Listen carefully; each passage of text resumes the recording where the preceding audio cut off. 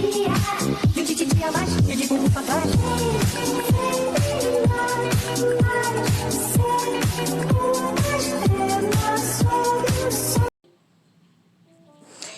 guys, so this is this is part 3 to what if Deku went to a vampire and werewolf school. Now, you probably noticed by now, most of my what ifs and my MC what ifs, I put jazz or music in the background. I'm putting that to make, more of a calmer feel, because some people use what ifs to, well, get a little bit of relaxation, but yeah. So let's get into the what if. So basically, I last left off our Deku, and Bakugo and Kirishima went back home right after, or right after the class ended. So yeah. So basically, Deku goes back to school the next day, and basically, Azawa explains to the class they're going to the USJ. They go to the USJ, and we skip to when they're all talking. We go to USJ, and 13 in this universe, 13 is actually going to be a witch. So she has the same abilities that she had, in canon, because she uses magic for it.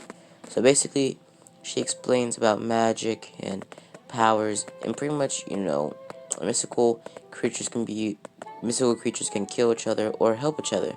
Pretty much, just explaining the whole entire thing with magic instead of quirks. So yeah. So eventually the heroes show up, and I'm gonna do a little bit of a quick go through of what the villains' powers are. Now, the main villains, Shigaraki and the Shadow Court guy. The Shadow Court guy is going to be a demon, and Shigaraki is going to be a warlock with a certain type of magic that makes him disintegrate stuff with his fingers. Disintegrate magic. Pretty much is an ancient magic that's only made to destroy items, or, bring upon the apocalypse. So doesn't, Shigaraki can use his, decaying magic in certain parts of his body, like his feet, or his hands, or his, other parts of his body, all around his body. So he's not just, limited to his fingers. So yeah. So Shigaraki goes to, goes to, attack. So they attack, and pretty much everybody's split up the same. They're split up at the docks. Pretty much, Froppy in this universe is actually, I think I explained, Froppy is going to be I think I said she was going to be a frog. I don't remember what I turned her into.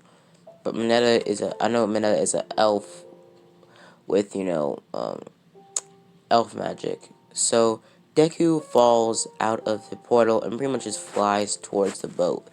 Deku grabs both of them and said, "We're getting out of here," and faces through the boat all the way to the bottom of the ocean, turning both of them invisible. Deku flies straight to the docks and leaves them both there. Deku's flying around the whole entire map, seeing what's happening, and since everybody's changed, pretty much everybody in the place doesn't get injured. They all, win. Now, I'm pretty sure I turned Denki into a vampire I turned Denki into a warlock, I think. Yeah, with electric magic. So yeah. So basically, Deku sees that All Might shows up, and All Might starts taking down the Nomu. Now the Nomu is actually going to be, Nomus are actually going to be hybrids of, mystical creatures. Now, not, hybrids as in, one mystical race falls into another mystical race, and, they have a kid, but I mean, like, constantly merging their DNA with different mystical creatures. The Nomu in this universe is merged with a werewolf, vampire, and a, warlock with a little bit of ogre DNA. So basically, the Nomu is pretty strong, but not strong enough to take down All Might. So All Might takes down the Nomu pretty quickly in this universe because he's a lot more stronger. Because All Might in this universe is a hybrid. So All Might takes down the Nomu, and a couple minutes later, the the heroes show up and they take down the villains. So basically, a majority of the heroes are warlocks, so they can use their quirks, and I'm just gonna turn their quirks into magic. So yeah. So basically, they take down the villains, and it's pretty much done then there. So Deku pretty much just walks off, and they get a couple days off. So Deku goes to home with Bakugo and Kirishima. Bakugo and Kirishima start training over the couple of days they have off, and Deku is basically just wandering around the same graveyard, just looking around and pretty much just staying. Deku thinks about how his life was before he died, and basically just remembering all the good things that he had in his life before he died. So Deku decides to visit his mother, and he sees that his mother did pass away a couple months after he died. So Deku's mother is dead at this point.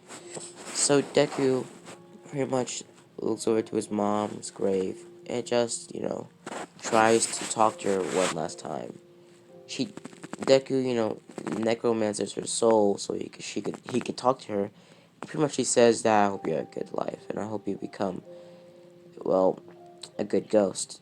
So pretty much they have a conversation, a heartwarming conversation, and after that they just go back home. So Deku goes back home, walking home, doing the same thing that he did originally in canon, and just walking down the street. At this point, Deku sees a ghost in the middle of the road, a dead fox in the middle of the road. Deku is, sad, but Deku sees that this fox has a kind soul. So Deku uses a little bit of his necromancy powers to bring back the fox. The fox comes back, and Deku didn't know that the fox was actually a familiar of a dead witch a couple of months back that died. So Deku pretty much took the fox, and the fox became his pet. So guys, Deku will also have a serpent as a pet. A serpent as in, albino, what should we call it? I'm not gonna give Deku a snake because I hate snakes. I hate snakes. No cap. Everybody hates snakes. Basically,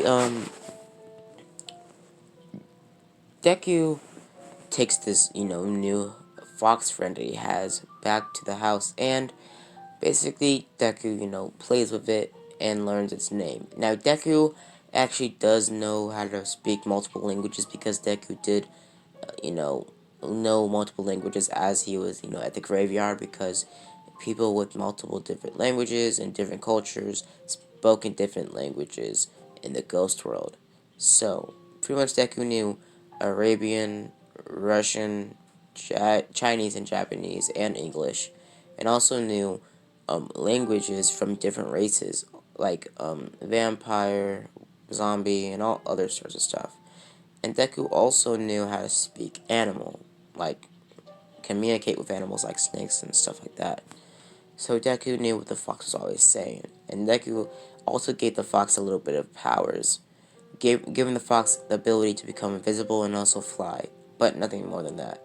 So yeah, so basically Deku goes back to school the next day, and well, I'm gonna leave it off here, guys. So I'm not gonna leave it off here, guys. Sorry, but they do get told by Azao about the sports festival, and everybody gets ready for the sports festival. Now, part 4 is gonna be mainly focusing about the sports festival, and I still haven't found that OC character Galaxy Universal wanted me to find. But if I don't find it, I most likely will be shipping Deku with a Ghost Girl in Class 1B, or be shipping him with probably a female version of Todoroki, if you guys want me to do that. So, see you guys later. Bye. And deuces.